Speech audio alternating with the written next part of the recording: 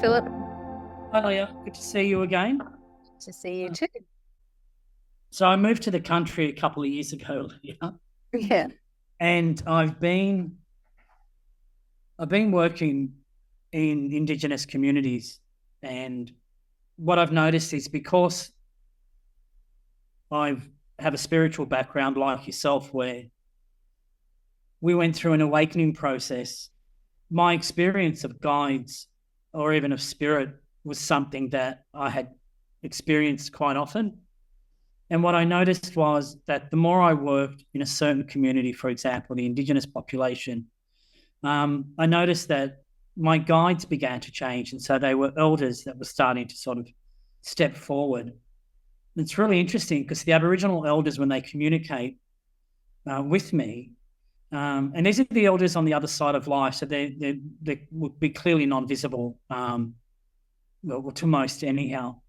And so these ancestors and elders, they would invite me to sort of get access to the perspective that they have on dream time.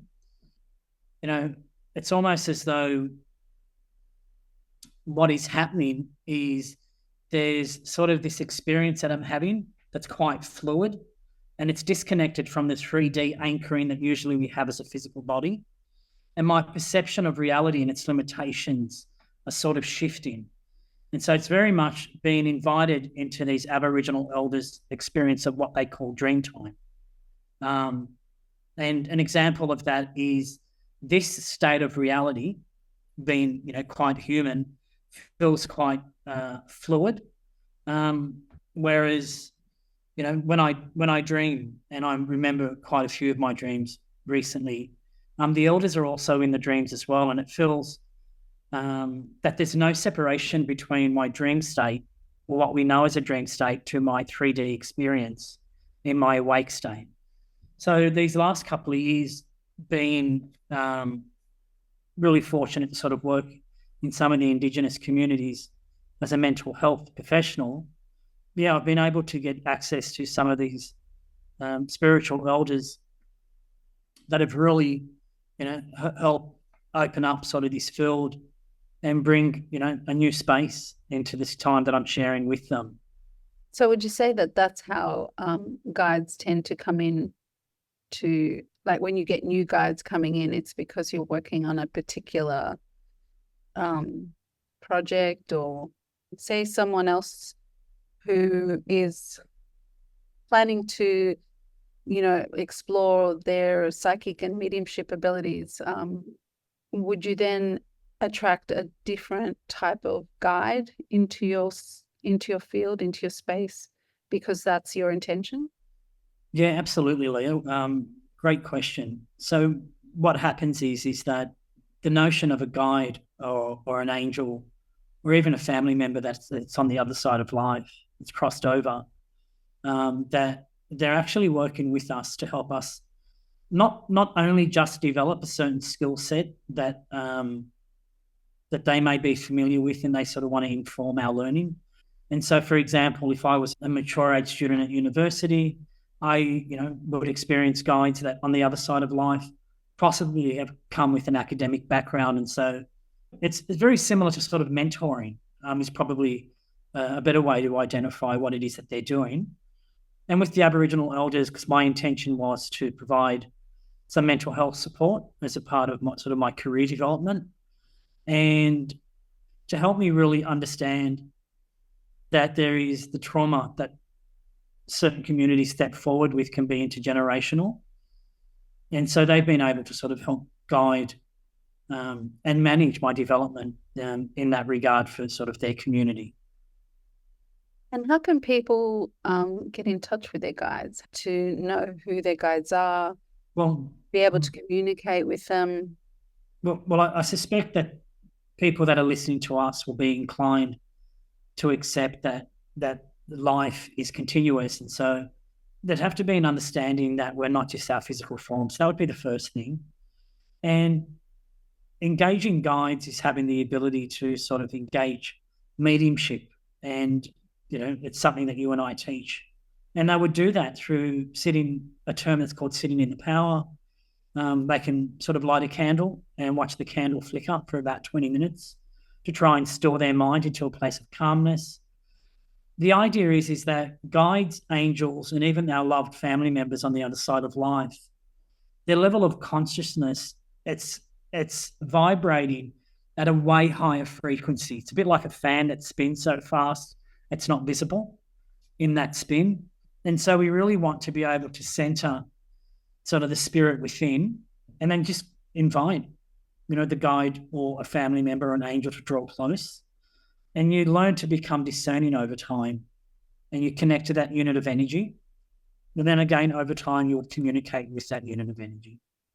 And how do they communicate with you? In lots of different ways. So my experience with the elders is I can hear them and I can also see them.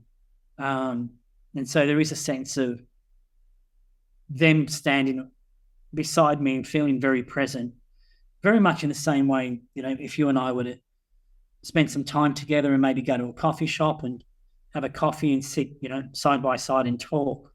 So my experience is very similar to that. It's a little bit different when I engage sort of angelic guides. They will probably visit for the purpose of guidance, or if there's a particular crisis as well. So it depends on the function of the guide, but we will all hear and see and feel them in different ways. It depends on our own personal development.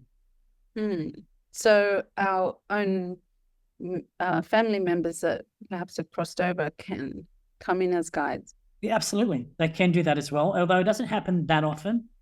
Often we can get confused because we will sense and feel a family member.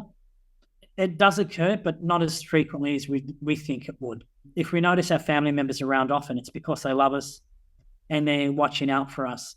But that's also a little bit different around our mentoring and being sort of, supported to develop in a certain direction.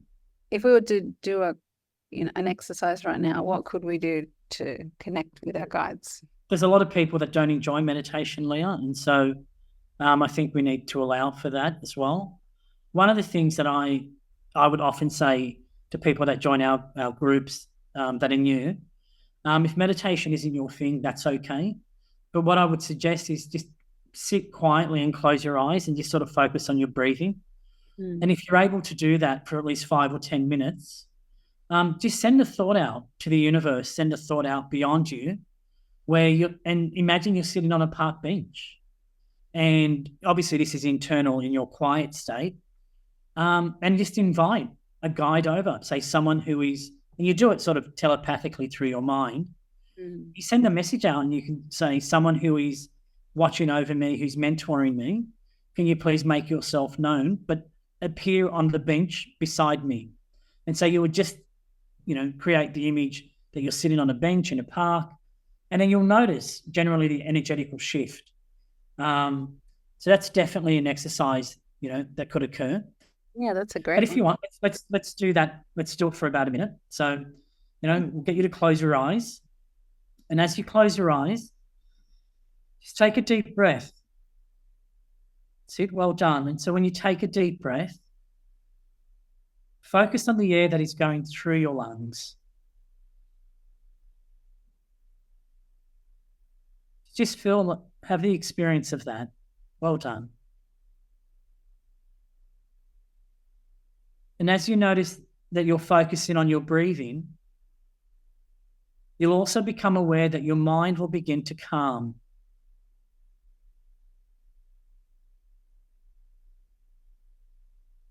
That's it.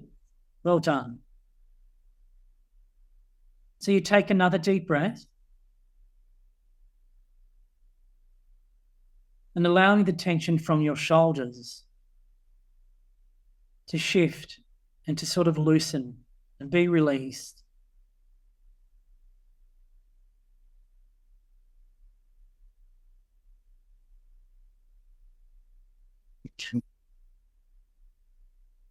Now imagine yourself in a lovely park. It's very quiet. And you're sitting on a bench, a park bench.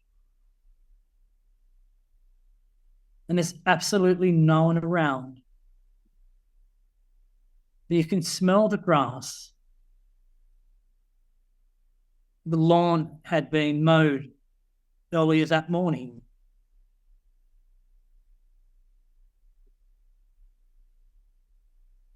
So get comfortable and sit on that bench. And continue to be aware that the version of you that is on that bench is the exact same person that is hearing me speak in this moment. But it is a more quiet, settled version of you.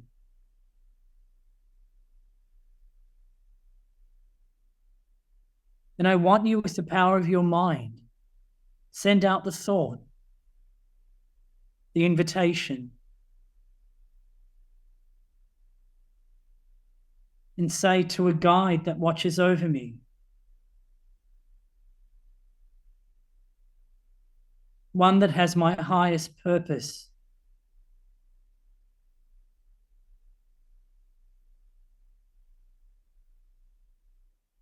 through the power of love,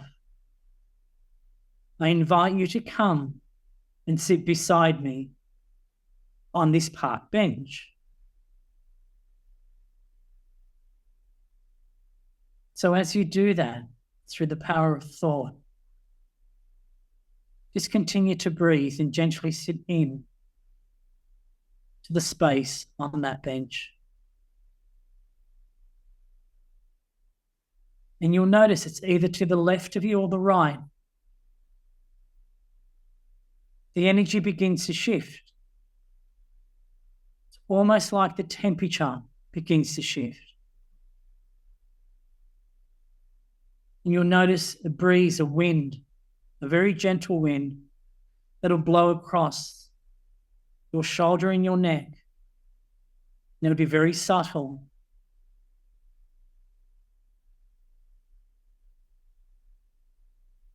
And then just as you continue to take that deep breath and you gently exhale, you feel this incredible translucent energy, this beautiful light, move closer to the bench.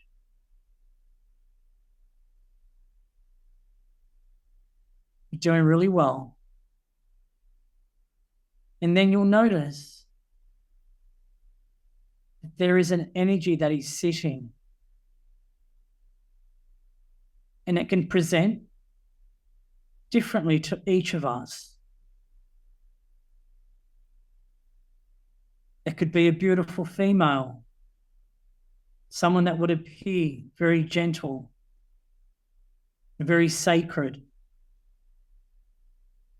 and someone that you may have seen in your dreams. And you think to yourself, wow, I know you.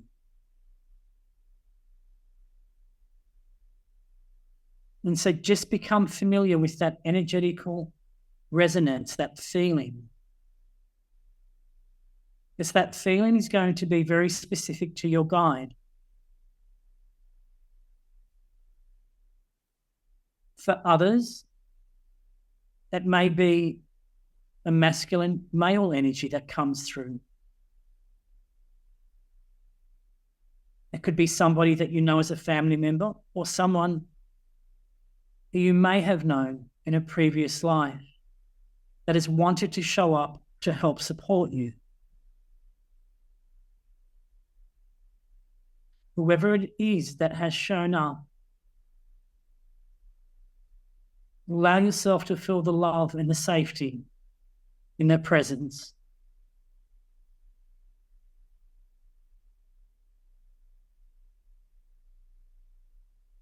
Excellent. Well done.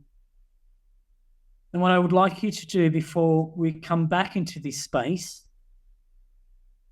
this 3D awake space,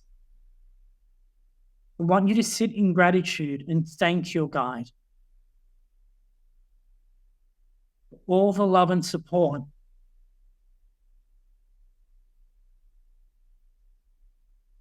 And you quietly ask them for something that you need right now in this time.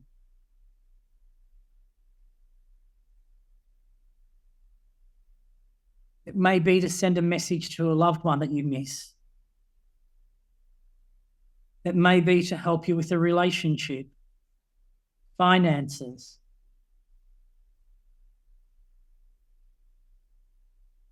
or it may just be to help hold you in a space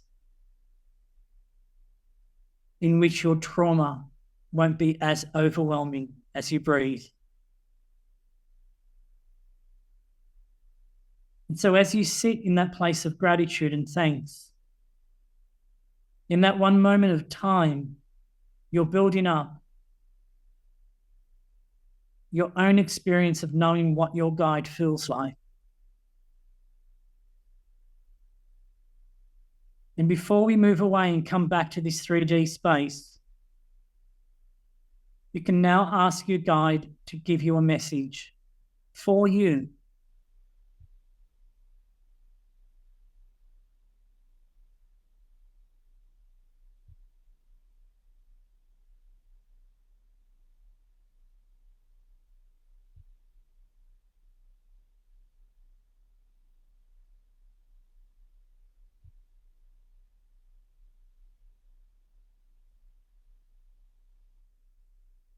Well done. So just take a few breaths and notice yourself still on that bench, but notice yourself through thought that you're coming back into your current state in your current body. And so do that quite gently.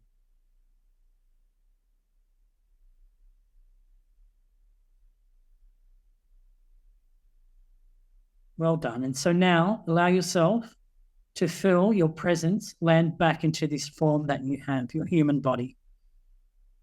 Continue to breathe gently. And when it feels right, you can open up your eyes. Thank you. Thanks for that.